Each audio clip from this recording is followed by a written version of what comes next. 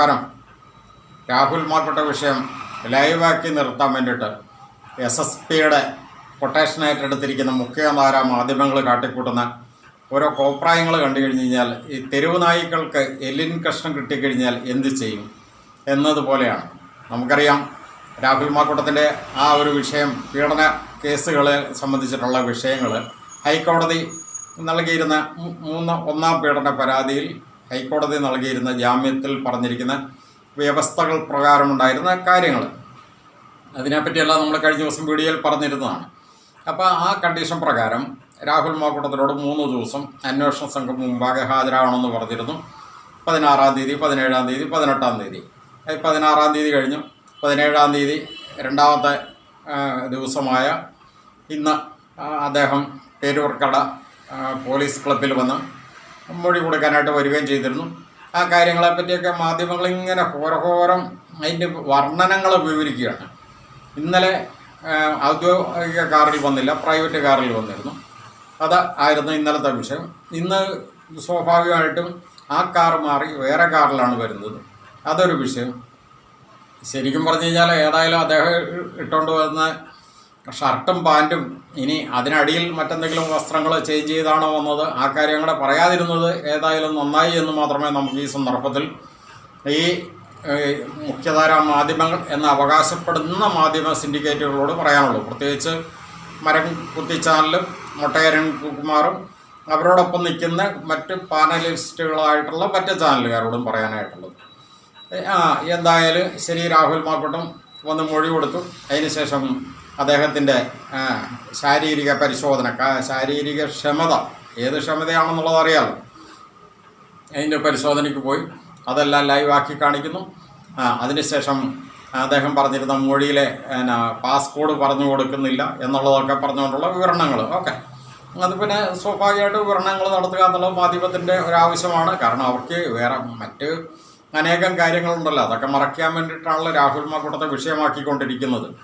പ്രത്യേകിച്ച് ഇന്നിപ്പോൾ നമുക്കറിയാം ദേവസ്വം ബോർഡ് മുമ്പോട്ട് വച്ചിരുന്ന കണക്കുകൾ, അതായത് സർക്കാർ അയ്യപ്പ സംഗമം നടത്തിയതിൻ്റെ പേരിൽ നടത്തിയത് അയ്യപ്പ കൊള്ള സംഗമമാണ് എന്നുള്ളത് ഓഡിറ്റ് റിപ്പോർട്ട് പുറത്തു വന്നു കഴിഞ്ഞപ്പം ആ ഓഡിറ്റ് റിപ്പോർട്ടിനെ മറച്ച് നിർത്താനായിട്ട് ഇന്നിപ്പം Devaswom board president Jayakumar sir ഇന്ന് വന്ന് വാർത്താ സമ്മേളനം നടത്തിയതും അത് ആകെ ഫ്ലോപ്പായി നിൽക്കുന്നത്, ആ ഒരു വിഷയം പൊതുമണ്ഡലത്തിൽ ഏറ്റവും കൂടുതൽ ചർച്ചയാക്കി നിൽക്കുന്ന സന്ദർഭത്തിൽ ആ ചർച്ചയെ മറയ്ക്കാനായിട്ട് രാഹുൽ മാക്കൂട്ട വിഷയം ഉയർത്തിക്കൊണ്ട് വരേണ്ടതുണ്ട്. സ്വാഭാവികമായിട്ടും രാഹുൽ മാക്കൂട്ടം ഇന്നിപ്പം SIT സംഘത്തിന് കൊടുത്തിരുന്ന മൊഴിയിൽ തന്നെ SIT സംഘത്തിന് ആകെ കൺഫ്യൂഷനായിരിക്കുകയാണ്. കാരണം കഴിഞ്ഞ ദിവസം തന്നെ കൊടുത്തിരുന്ന മൊഴിയിൽ പ്രകാരം, അതുപോലെ മൊഴി മാത്രമല്ലല്ലോ, തെളിവുകൾ കൂടിയാണല്ലോ നൽകുന്നത്. അങ്ങനെ വന്നു കഴിഞ്ഞപ്പോഴത്തേക്കും ഈ ബലാത്സംഗം ഇതൊന്നും 1% പോലും ഇല്ല എന്നുള്ളത് ഹൈക്കോടതി പറഞ്ഞിരുന്ന ആ ഒരു കാര്യം SIT സംഘത്തിനും ബോധ്യപ്പെട്ടു വരുന്ന സാഹചര്യത്തിൽ ഇനി ഇത് എന്ത് ചെയ്യും എന്നിങ്ങനെ കുഴഞ്ഞു നിൽക്കുന്ന സന്ദർഭത്തിൽ തന്നെ അടുത്ത വെടി പൊട്ടിച്ച് രംഗത്ത് വന്നിരിക്കുകയാണ്. മറ്റൊന്നുമല്ല, ഈ 1ാം പീഡന പരാതിയും 3ാം പീഡന പരാതിയാണ് ഏറ്റവും കൂടുതൽ ചർച്ച ചെയ്യപ്പെട്ടിരുന്നതും കോടതികളിൽ നടപടികളിൽ ഏകദേശം ഒരു 90% പൂർത്തിയായിരുന്നത്. ആ ഒരു സാഹചര്യത്തിലാണ് ഈ 2ാം പീഡന പരാതി എന്ന് പറയുന്ന ആ ഒരു പരാതി തന്നെ ഇങ്ങനെ ഹോൾഡായി കിടക്കുകയായിരുന്നു. ഓൾറെഡി ഹോൾഡ് എന്ന് പറഞ്ഞു കഴിഞ്ഞാൽ ഓൾറെഡി അത് നമുക്കറിയാം KPCC പ്രസിഡന്റിന് വന്ന ഒരു മെയിൽ പരാതിയായിരുന്നു. KPCC പ്രസിഡന്റ് സണ്ണി ജോസഫ് സാറിന് വന്നപ്പോൾ തന്നെ അദ്ദേഹം ആ പരാതി DGPക്ക് കൈമാറിയിരുന്നു. അന്ന് തന്നെ സണ്ണി ജോസഫ് സാർ അത് പറയുകയും ചെയ്തിരുന്നു. കാരണം ഇതൊരു വെൽ ഡ്രാഫ്റ്റഡ് പരാതിയാണ് എന്ന് അദ്ദേഹം പറഞ്ഞിരുന്നു. കാരണം എന്താണെന്ന് ചോദിച്ചു കഴിഞ്ഞാൽ പരാതി നോക്കുമ്പോൾ തന്നെ അതിൻ്റെ സ്വഭാവം, കാരണം അദ്ദേഹം ഒരു അഡ്വക്കേറ്റ് കൂടിയാണല്ലോ, അപ്പം ഇതിൻ്റെ പിന്നിൽ ആരൊക്കെ നിന്ന് കളിക്കുന്നതായിട്ട് അദ്ദേഹത്തിന് തോന്നിയിരുന്നു.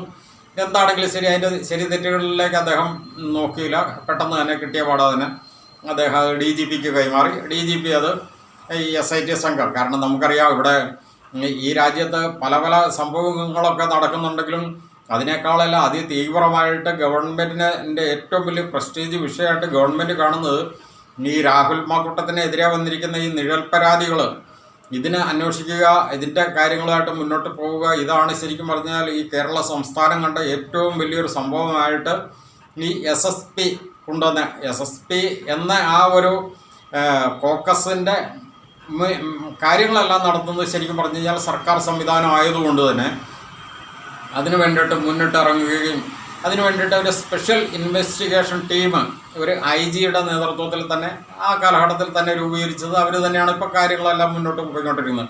എന്താണെങ്കിലും ശരി, രണ്ടാം പീഡന പരാതിക്കെതിരെ അന്ന് തന്നെ FIR ഇടുകയും ആ FIR-ൻ്റെ പുറത്ത് രാഹുൽ മാക്കൂട്ടം എന്താണെങ്കിലും ശരി FIR വന്നു കഴിഞ്ഞ് പിന്നെ സ്വാഭാവികമായിട്ട് അതിൻ്റെ പ്രൊസീജിയറുമായിട്ട് മുന്നോട്ട് പോകാതിരിക്കാൻ പറ്റില്ലാത്തതുകൊണ്ട് തിരുവനന്തപുരം ജില്ലാ സെഷൻസ് കോടതിയിൽ നിന്ന് രാഹുൽ മാക്കൂട്ടം മുൻകൂർ ജാമ്യം എടുക്കുകയും ചെയ്തിരുന്നു. അതങ്ങനെ തന്നെ നിൽക്കുന്ന സാഹചര്യത്തിൽ ഇന്ന് ആ സംഭവം പിന്നെ അതിനുശേഷം അതിനെപ്പറ്റി വലിയ ചർച്ചയും കാര്യങ്ങളൊന്നും ഉണ്ടായില്ല. ഇന്നിപ്പോൾ ആ രണ്ടാം പീഡന പരാതിക്കാരി തിരുവനന്തപുരം കോടതിയിൽ വന്ന് നേരിട്ട് മൊഴി നൽകിയതായിട്ടാണ് ഇപ്പോൾ വാർത്ത വന്നിരിക്കുന്നത്. നേരിട്ട് മൊഴി നൽകിയിരിക്കുന്നു. അതോടൊപ്പം തന്നെ അവർ വൈദ്യപരിശോധനയ്ക്ക് വിധേയമാക്കി എന്നൊക്കെയാണ് പറയപ്പെടുന്നത്. അതൊരു ഫോർമാലിറ്റി എന്നുള്ളതേ ഉള്ളൂ. കാരണം 2 വർഷം മുമ്പ് നടന്നിരിക്കുന്ന കാര്യങ്ങളെന്നൊക്കെയാണ് പറയപ്പെടുന്നത്. ഇനിയിപ്പം ഇതിനകത്ത് മറ്റ് ചില കാര്യങ്ങളും കൂടെ ഉണ്ട്. കാരണം ഈ രണ്ടാം പീഡന പരാതിയിലാണ് ശരിക്കും പറഞ്ഞു കഴിഞ്ഞാൽ ഈ രാഹുൽ മാക്കൂട്ടത്തിൻ്റെ ഏറ്റവും വലിയൊരു സുഹൃത്തായിരുന്ന ഫെനി നൈനാൻ ആണ് ഈ സ്ത്രീയെ കാറിൽ കൂട്ടിയിട്ട് വന്നത്, ഒരു ഹോം സ്റ്റേയിൽ കൊണ്ടുവന്നത്. അവിടെ വെച്ച് രാഹുൽ മാക്കൂട്ടം അവരെ ബലാത്സംഗം ചെയ്തിരുന്നു എന്നാണ് കേസ് വന്നിരിക്കുന്നത്. അത് പിന്നെ 2-3 ആവർത്തിച്ചു എന്നൊക്കെയാണ് പറയപ്പെടുന്നത്, പല സന്ദർഭങ്ങളിലും പല ദിവസങ്ങളിലൊക്കെ ആയിട്ട്. അതിൻ്റെയൊക്കെ കാര്യകാരണങ്ങളെ പറ്റിയൊക്കെ ഏതായാലും ഇനി ഇപ്പം അന്വേഷിക്കട്ടെ. കാരണം അന്വേഷിച്ച് ഇതെല്ലാം രംഗത്തേക്ക് വരേണ്ടതുണ്ടല്ലോ. ഏതെല്ലാം രീതിയിലാണ് ഈ നാടകങ്ങൾ മുന്നോട്ട് പോകുന്നതെന്നുള്ളതാണ് ഇവിടെ പൊതുസമൂഹം ഇതിനെപ്പറ്റി ചോദിച്ചുകൊണ്ടിരിക്കുന്നത്. കാരണം എത്ര കാലമായി ഒരു വ്യക്തിയെ ടാർഗറ്റ് ചെയ്ത് ഒതുക്കി ഇല്ലാതാക്കാനായിട്ട് ശ്രമിക്കുന്ന ആ ഒരു ചതിക്കുഴി. അതായത് ഇതിനു മുമ്പ് നമ്മുടെ ഉമ്മൻചാണ്ടി സാറ്, കേരളം കണ്ട ഏറ്റവും ജനകീയനായിരുന്ന മുഖ്യമന്ത്രി ശ്രീ ഉമ്മൻചാണ്ടി സാറിനെതിരെ പരീക്ഷിച്ച് വിജയിച്ച് അദ്ദേഹത്തെ രാഷ്ട്രീയത്തിൽ നിന്നൊന്നും അല്ലാതാക്കി, പൊതുമണ്ഡലത്തിൽ നിന്നൊന്നും അല്ലാതാക്കി, ജീവിതത്തിൽ നിന്നൊന്നും അല്ലാതാക്കി, ജീവനിൽ നിന്നും ഇല്ലാതാക്കി. അതാണ് ആ ഒരു കോക്കസ് അന്ന് നടത്തിയിരുന്നതിൻ്റെ ഒരു പരീക്ഷണ വിജയം. ആ ഒരു ആത്മവിശ്വാസമാണ് ശരിക്കും പറഞ്ഞു കഴിഞ്ഞാൽ ഈ രാഹുൽ മാക്കൂട്ടത്തിനെതിരെ ഇപ്പോഴും നടത്തിക്കൊണ്ടിരിക്കുന്നത്. അത് തന്നെയാണ് അവരിപ്പോഴും പരീക്ഷിച്ചുകൊണ്ടിരിക്കുന്നത്. പക്ഷേ ഇവിടെ ചെറിയൊരു മിസ്റ്റേക്ക് സംഭവിച്ചിരിക്കുന്നത് എന്താണെന്ന് ചോദിച്ചു കഴിഞ്ഞാൽ നീതിബോധമുള്ള പൊതുസമൂഹം കംപ്ലീറ്റും രാഹുൽ മാക്കൂട്ടത്തിന് അനുകൂലമായിട്ട് നിൽക്കുന്നു. കാരണം ഇത്തരം വിഷയങ്ങളൊക്കെ വെറും നിസ്സാരമായിട്ടുള്ള വിഷയങ്ങൾ, ഏതെങ്കിലും സ്ത്രീ പുരുഷ സൗഹൃദപരമായിട്ട് നടന്നിരിക്കുന്ന കാര്യങ്ങൾ പർവ്വതീകരിച്ച് അത് മറ്റൊരു കോക്കസ് അതെടുത്ത് ദുരുപയോഗം ചെയ്തുകൊണ്ടിരിക്കുകയാണ് എന്നുള്ള ഒരു കാഴ്ചപ്പാടാണ് പൊതുസമൂഹം കാണുന്നത്. അതുതന്നെയാണ് ഈ 1-ാം പീഡന പരാതിയിലും 3-ാം പീഡന പരാതിയിലും നീതിന്യായ കോടതികൾ പോലും കണ്ടെത്തിയിരിക്കുന്നത്. അതിലേക്കാണ് ഇപ്പോൾ 2-ാം പീഡന പരാതി ഇപ്പോൾ വീണ്ടും കുത്തിപ്പൊക്കിക്കൊണ്ടുവരുന്നത്. കാരണം ഇനിയിപ്പോൾ ചെയ്യാൻ പോകുന്ന ഒരു കാര്യം എന്ന് പറയുന്നത് നമുക്കറിയാം, ഇത്രയും കാര്യങ്ങൾ വന്നിരിക്കുന്ന സ്ഥിതിക്ക് ഇനിയിപ്പോൾ ഇത് വീണ്ടും ലൈവ് വാർത്തയാക്കി നിർത്തുക ഒന്ന്. രണ്ടാമതൊരു കാര്യം എന്ന് പറയുന്നത് ഇനിയിപ്പം ഈ രാഹുൽ മാക്കൂട്ടം ഇപ്പം നിലവിൽ ജാമ്യം എടുത്ത് നിൽക്കുന്ന തിരുവനന്തപുരം ജില്ലാ സെഷൻസ് കോടതി അനുവദിച്ചിരിക്കുന്ന ജാമ്യം അത് വീണ്ടും റദ്ദാക്കണം എന്ന് പറഞ്ഞുകൊണ്ട് പ്രോസിക്യൂഷൻ സ്വാഭാവികമായിട്ട് ഹൈക്കോടതിയിലേക്ക് പോകും. അപ്പോൾ വീണ്ടും അത് ഹൈക്കോടതിയിൽ പിന്നെ വാദമായി, പിന്നെ അത് ചർച്ചയായി, അതിനുശേഷം ഹൈക്കോടതി വിധി പറയുന്നത് വരെയും അതിൻ്റെ കാരണങ്ങളുമായിട്ട് ഇനി മുന്നോട്ട് പോകാം. ഇതാണ് ഇവരുടെയൊക്കെ പ്ലാന്. ഇത് തന്നെയാണ് ഈ SSPയുടെ ഹിജൻ അജണ്ട എന്ന് തുടക്കം പോലെ നമ്മൾ പറഞ്ഞുകൊണ്ടിരിക്കുന്നത്. ഈ ഒരു കാര്യത്തിലേക്കാണ് ഇപ്പോൾ കാര്യങ്ങൾ കടന്നു വന്നുകൊണ്ടിരിക്കുന്നത്. ഇത് പൊതുസമൂഹം ഒന്ന് വിലയിരുത്തുക. ഒരു മനുഷ്യനെ ടാർഗറ്റ് ചെയ്ത് ഇല്ലാതാക്കാൻ വേണ്ടിയിട്ട് വലിയൊരു ഫോക്കസ്, ആ വലിയൊരു ഫോക്കസാണ് നമ്മളെപ്പോഴും ആവർത്തിച്ച് പറഞ്ഞുകൊണ്ടിരിക്കുന്നത്. അവരുടെ ഒരു ഹിജൻ അജണ്ട, അതിനു വേണ്ടിയിട്ട് അവർ കുറേ സംവിധാനങ്ങളെല്ലാം ഒരുക്കിയിരിക്കുന്നു. അതിനകത്ത് പ്രധാനപ്പെട്ട ഒരു സംവിധാനമാണ് മുഖ്യധാരാ മാധ്യമങ്ങളെല്ലാം കരാർ ഏറ്റെടുത്തുകൊണ്ട് ഈ ഒരു വിഷയത്തിന് കൂടുതൽ പ്രാധാന്യം കൊടുത്തുകൊണ്ട് അത് എത്രമാത്രം ക്രൂരമായ രീതിയിൽ ഒരു മനുഷ്യനെ ടാർഗറ്റ് ചെയ്ത് അവഹേളിച്ച് ആഭാസനാക്കി ചിത്രീകരിക്കാൻ പറ്റും എന്നുള്ളതിൽ ഡോക്ടറേറ്റും PhDയും ഒക്കെ എടുത്തിരിക്കുന്ന മാധ്യമ സിൻഡിക്കേറ്റുകളെ കൊണ്ട് അത് പൊതുസമൂഹത്തിൽ അവതരിപ്പിക്കുക.